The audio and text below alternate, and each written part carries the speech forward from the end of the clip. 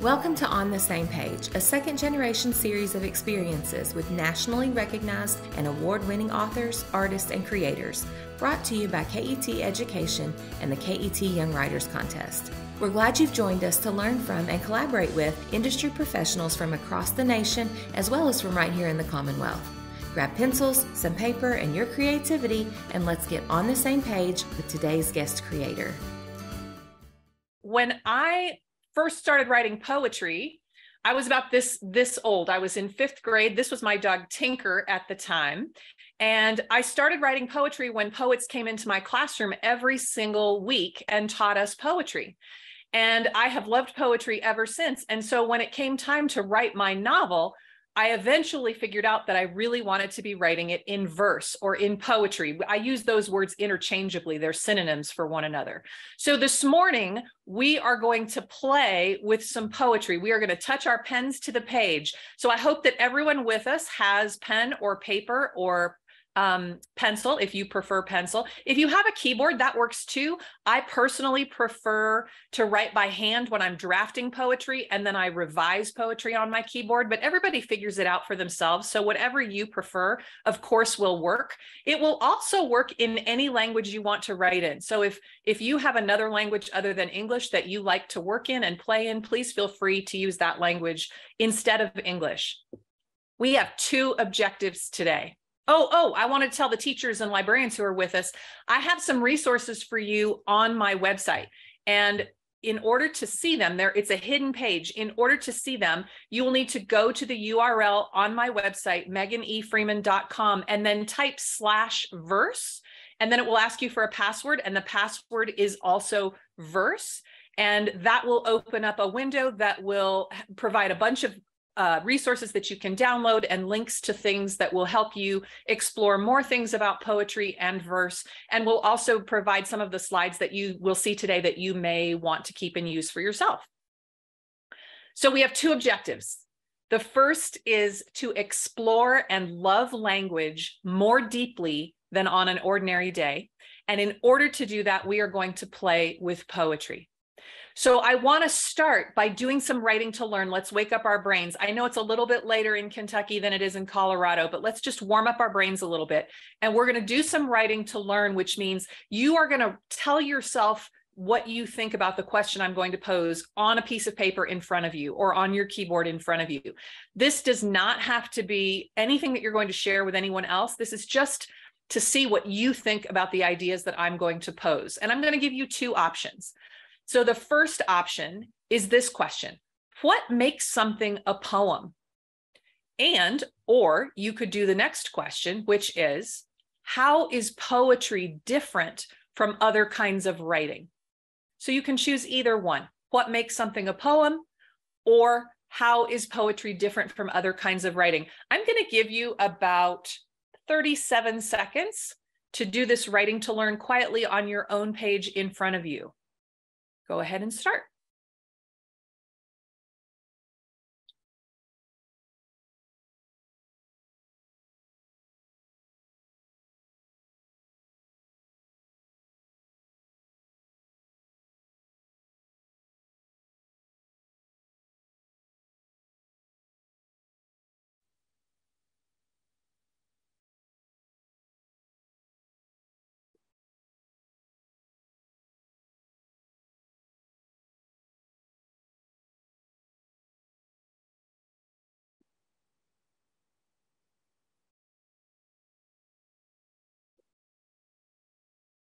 About 17 more seconds.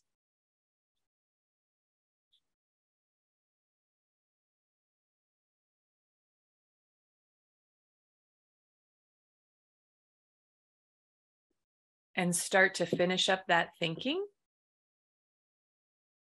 and bring your writing to a close. So when I think about poetry as opposed to other kinds of writing, it's helpful for me to think about it in 2 categories.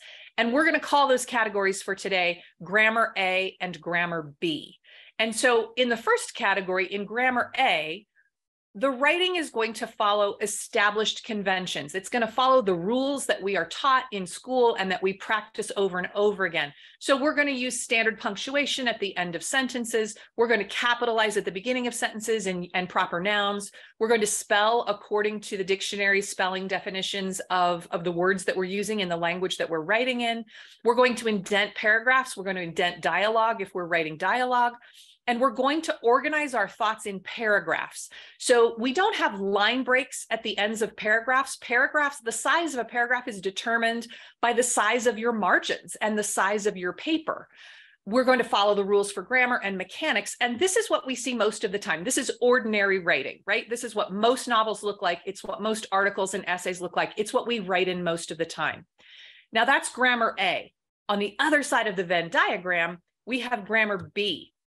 Grammar B plays with all of these conventions, all of these rules. So we may or may not punctuate. We may or may not capitalize, depending on the effect that we want to create or how we're communicating with our reader. We may or may not spell according to established rules. We may actually invent words by combining words. We may spell words differently by adding vowels or consonants to create some sort of an effect in the way the word would be read or seen. We may or may not indent. We're certainly not writing in paragraphs, and our lines are going to end where we decide to end them, not where the margin forces the text to wrap on the page. We're going to invent our own grammar sometimes, and we may or may not follow the rules for mechanics. And this is what a lot of poetry looks like. Now, this is simplistic. There are certainly exceptions to these rules. There are formal forms of poetry that would actually fall into the grammar A category. But for our purposes today, we're going to think about it in these two discrete ways. So we have grammar A, which is ordinary writing, paragraphs, the kinds of things we do all the time. And then we have grammar B, which uses poetry. Now, what they both have in common is that they're both trying to express something. They're both conveying ideas, connecting readers and writers, exploring, evoking, showing, telling, communicating all of these different ideas that we have in our heads, but that we want to express through writing to someone near us. And this slide is available on my website for any teachers who want to use it. Now let's look at it as an example.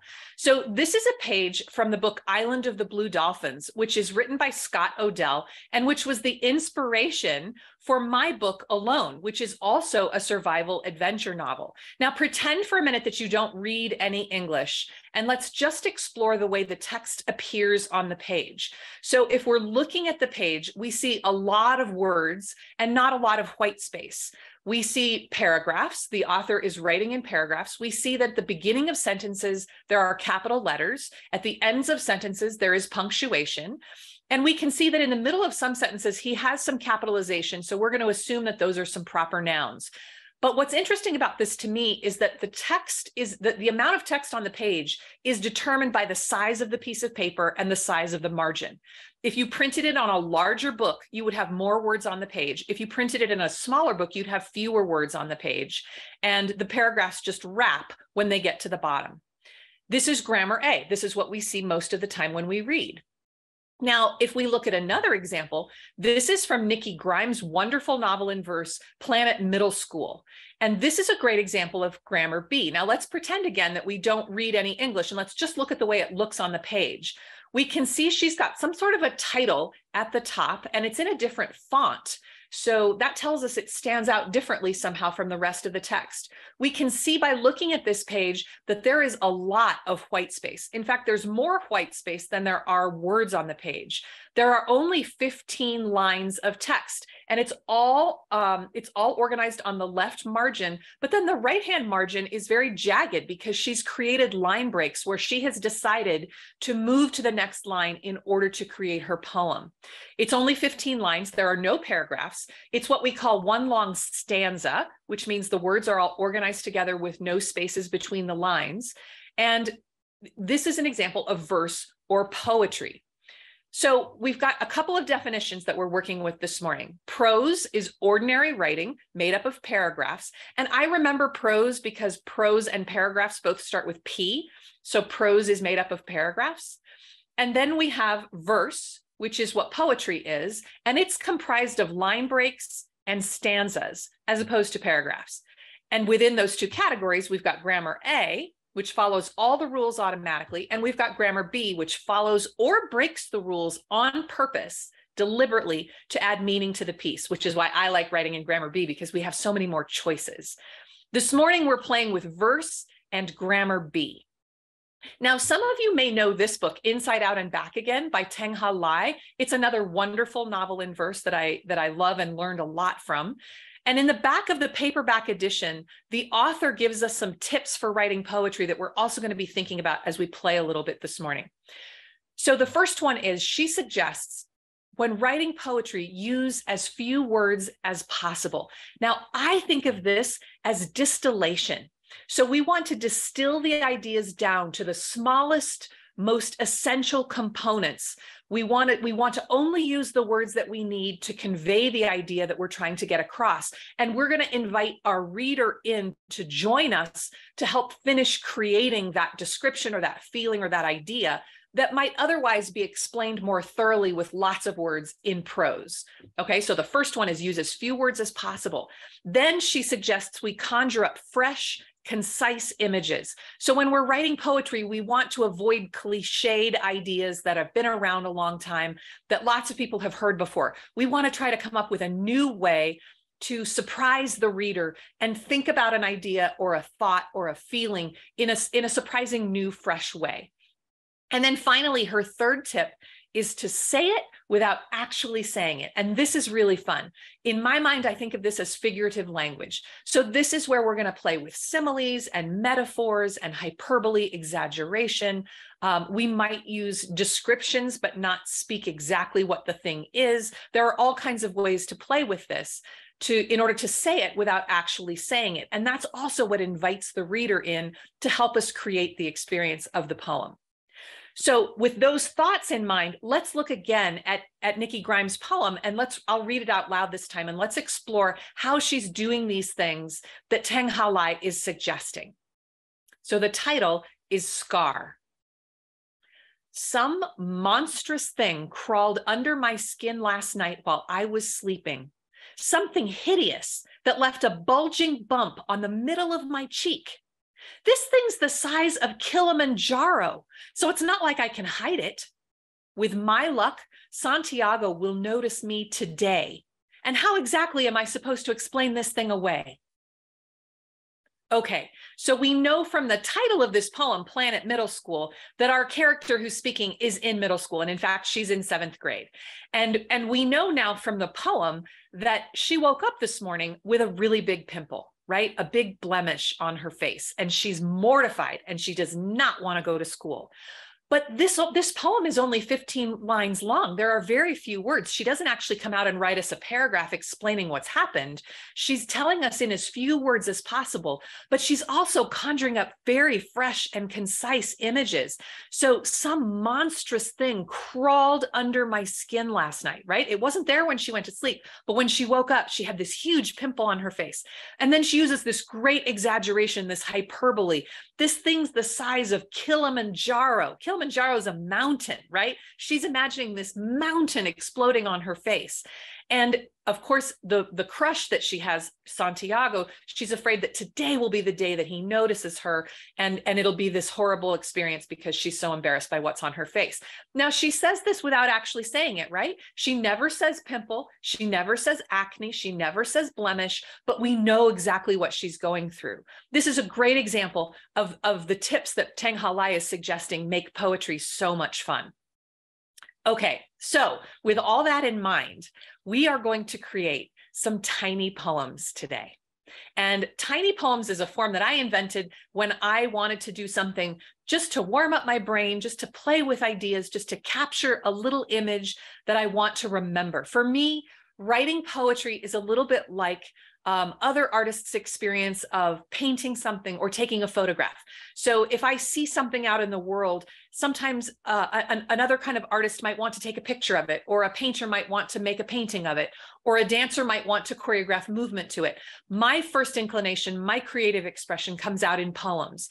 So I like these tiny poems because they're very digestible and they're fun to make. So the tiny poem is inspired by different emotions. So we use the emotion as the title, and then we write a very short description or a simile or a metaphor, almost like it's a dictionary definition, but of course it's not a dictionary definition. It's an idea about the emotion. So I wrote one yesterday that was inspired by something I saw on Halloween.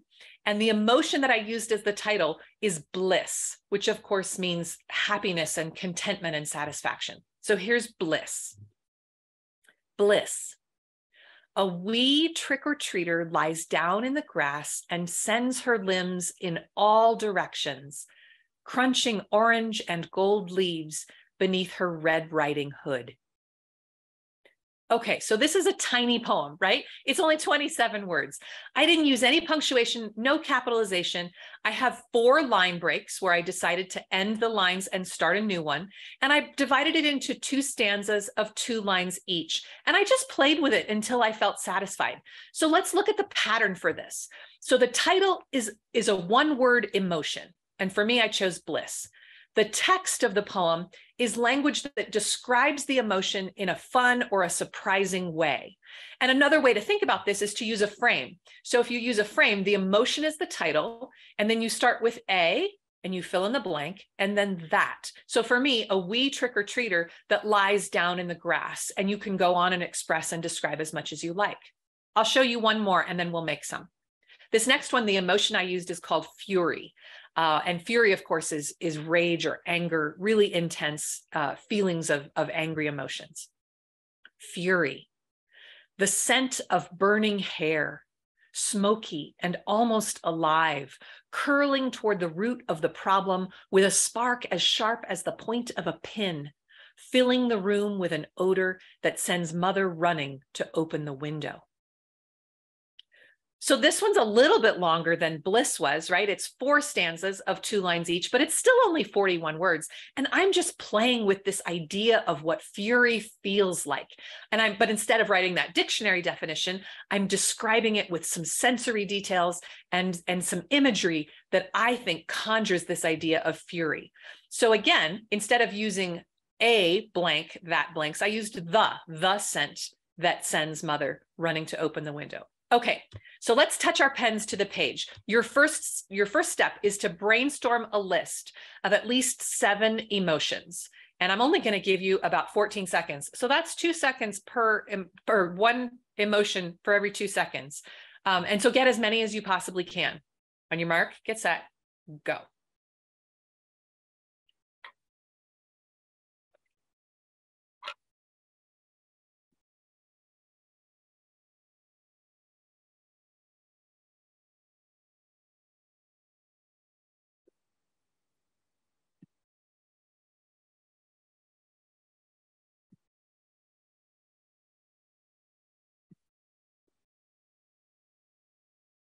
Okay, if you're having trouble getting 7, I'm going to share my list with you, and you are welcome to steal any of these that you are inspired by. Any words on here that you think look fun. And if you already have 7 and you like some of these words, feel free to add more. You can have as many as you want.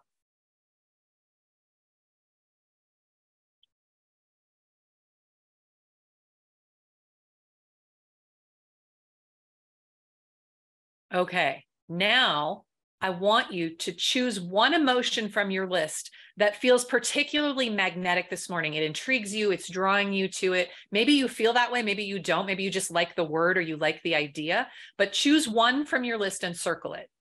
And if you can't choose just one, you can choose more than one, but rank them in order. And now I want you to make a tiny poem using the emotion as your title. So here's the model again. Here's the frame, if that's helpful. And here's Teng Halai's tips for writing poetry. And I'm going to give you about 2.5 minutes to do this. If you finish early, choose another emotion and write more than one. Here we go.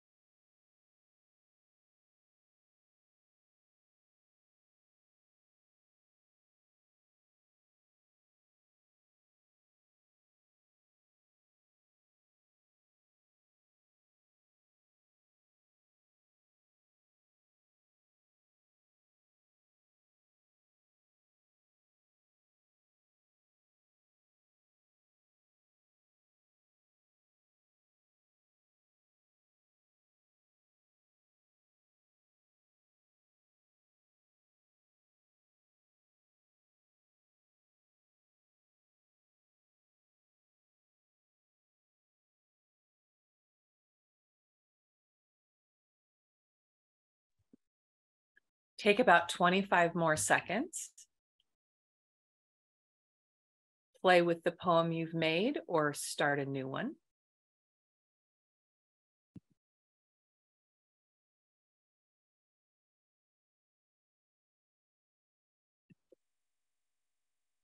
And start to finish up that thinking.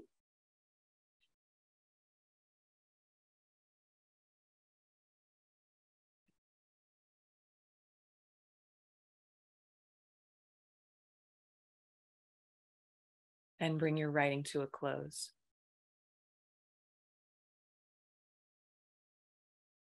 So the next steps, whenever you write a poem that you feel somewhat satisfied with, and I don't mean to suggest that you are satisfied with what you've just written yet, because sometimes it takes multiple iterations and you have to play with it for a while. But the next step, once you feel satisfied, is to share your poem or your poems with a trusted reader. And a trusted reader is a really important piece, because the trusted reader is the person who is going to inspire you to keep writing and write more. And sometimes you have to audition the trusted reader. The person who you think might be your trusted reader might not actually inspire that feeling in you. So you have to test them out a little bit and see who gives you that feeling of excitement, that when they read it and they respond to you, your next impulse is to want to rush back and write more. So it may or may not be your best friend. It may or may not be a family member. It may or may not be your teacher. But when you find that person, keep them and keep sharing your writing with them, because that gets you into that loop that feels so great and makes you want to keep writing. So you share your poem or your poems with your trusted reader, then you write more poems, and then you repeat, and you keep going in this cycle. And this is how we play with poetry to explore and love language more deeply than on an ordinary day. And this is how poetry helps us do that. So once again, for the teachers in the room, the URL that has some of my resources on the website is at the bottom of this slide, meganefreeman.com. Type in /verse, and then the password is also verse. You can download a number of things there and click on links to other things. There's an annotated bibliography of almost 100 novels in verse with descriptions if you're interested in finding more for your classes. You can contact me on my website. My newsletter URL is in this QR code if you want to scan that, and I'm on all the socials. And I would love to know if there are any questions or comments that anyone has from the classrooms. And I will stop sharing so that we can see each other. Megan, we do have a question here. What inspires you? I find inspiration everywhere. So the little poem that I wrote, Bliss, yesterday, I was at the post office on Halloween, and there was a mother and a young daughter, and they were out in front of the post office, and there's some grassy area, and it was covered in autumn leaves, and she was in her Red Riding Hood costume, and she just lay down in the middle and starfished her arms, and she was just completely happy and completely present in that moment. And I thought, I've got to write a poem about that. So sometimes it's something just like a wonderful image I want to capture. Sometimes it's an idea that percolates in my head that I'm struggling with. For my book Alone, the novel in verse that I talked about, I read Island of the Blue Dolphins, and which is set in the 1800s, about a girl who's left behind on an island and has to survive for 18 years. And I kept thinking, what would that be? What would that story be like if we set it in contemporary Colorado, contemporary USA? What would happen if a middle school kid was left behind in her town when the entire town was evacuated and abandoned? And I couldn't get that idea out of my head. And so finally I had to start writing, because that's how I process the world that I live in. Well, I think we might have time for one more question.